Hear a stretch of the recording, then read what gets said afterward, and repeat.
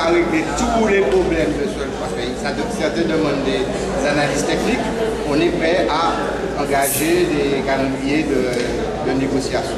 Mais il y a des points qui sont durs, c'est des points de non-renouvellement des contrats.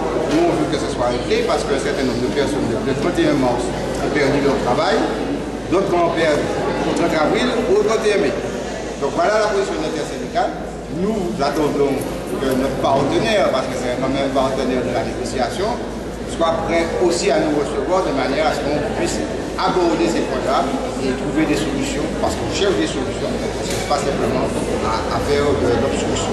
Donc vous faisons preuve de pragmatisme et d'analyse de chaque fois de la situation. On n'est pas bloqué sur ça.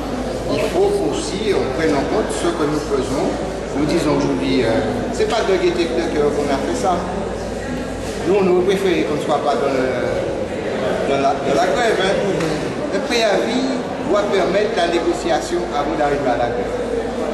Jusqu'à maintenant, dans la fonction publique, en général, surtout dans le conseil général ou le conseil régional, eh bien, quand il y avait des préavis, on avait tout de suite des réunions avec les responsables et on cherchait des solutions et on trouvait des solutions.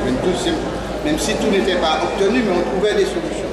Aujourd'hui, nous sommes arrivés à un stade où il fallait nous faire entendre, et bien, on a pris le chemin que nous avons posé. J'allais les lycées, vous attendez pas de la région aussi? Nous avons libéré les collèges et les lycées. Ce matin, nous savions qu'il y avait un concours de recrutement des professeurs des écoles à Madiana ce matin. Nous avons pris des dispositions pour ne pas bloquer les routes. Parce qu'on a la capacité de le faire, on n'a pas fait, parce que nous on considère aussi qu'il faut permettre à la population, aux jeunes, à ceux qui veulent le emploi, de pouvoir aller à ces concours et pouvoir travailler demain. Qu'est-ce que vous répondez à ceux qui disent que c'est une grève politique? Je réponds toujours la même chose, je réponds de la même chose. Nous sommes des organisations syndicales, nous parlons de problèmes de fonctionnement de la CTM, nous parlons de problèmes de personnes qui perdent leur travail, nous parlons de problèmes de dialogue social. Je ne pense pas que ces thèmes-là soient des thèmes politiques. Pourquoi les dénoncer dans les faits? C'est pas parce que nous venons pas sur les contrats qu'on ne les dénonce pas. On a un partenaire de la collectivité.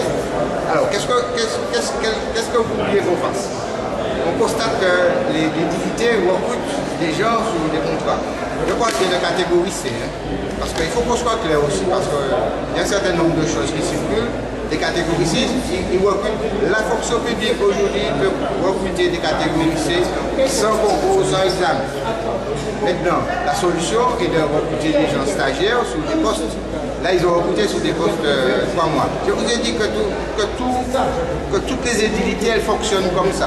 Ce n'est pas quelque chose qui est nouveau, elles fonctionnent comme ça. Mais on a constaté, à la fin de l'année 2015, on a bien fait remarquer aux responsables qu'on était dans une situation qu'ils avaient recruté encore sous des contrats de 3 mois et que ça ne convenait pas aux organisations syndicales. C'était pas une sorte de patate chaude qui laissait à leur succession? Non, moi je pense que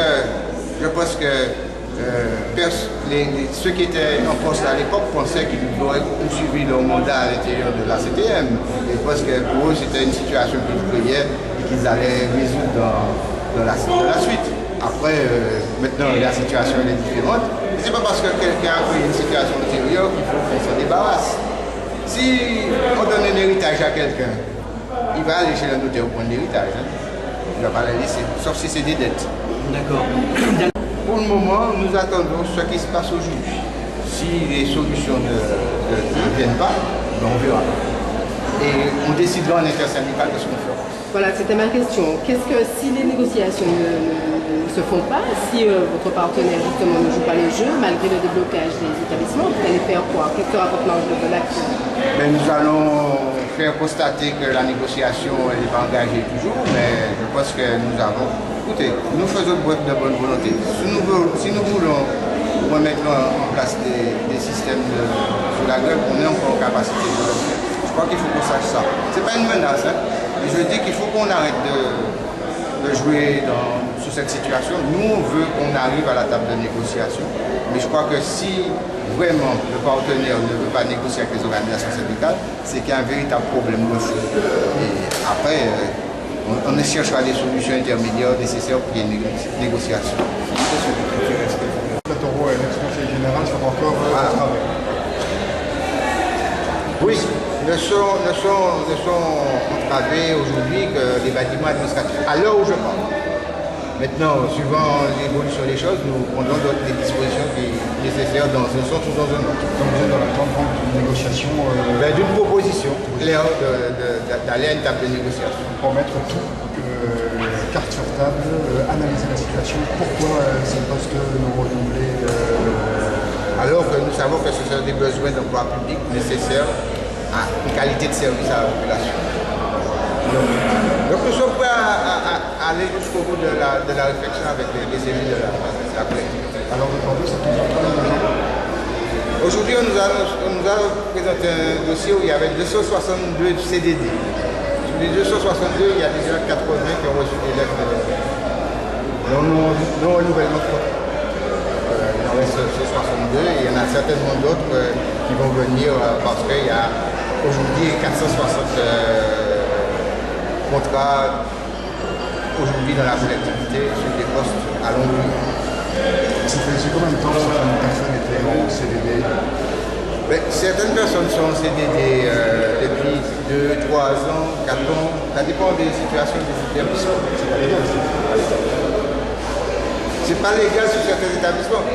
Je veux dire que le conseil, les deux collectivités intérieures, conseil général et conseil général, ont fait des plans de titularisation jusqu'à la fin de l'année 2015. Donc les derniers plans sur le département, date du dernier trimestre de l'année 2015, sur la région date du mois de juillet 2015. Donc on a rattrapé un peu les situations qui existaient de manière à mettre en conformité les situations des personnes. Maintenant, le préfet dans son rôle rappelle aux collectivités, toutes les collectivités, mairie et CTM, qu'il y a une procédure en matière de recours. À charge pour eux de prendre les dispositions. Donc le CTM prend ses responsabilités. Oui, nous voulons être reçus par les responsables de la CTM pour qu'on puisse aborder les points de la plateforme. Qui concerne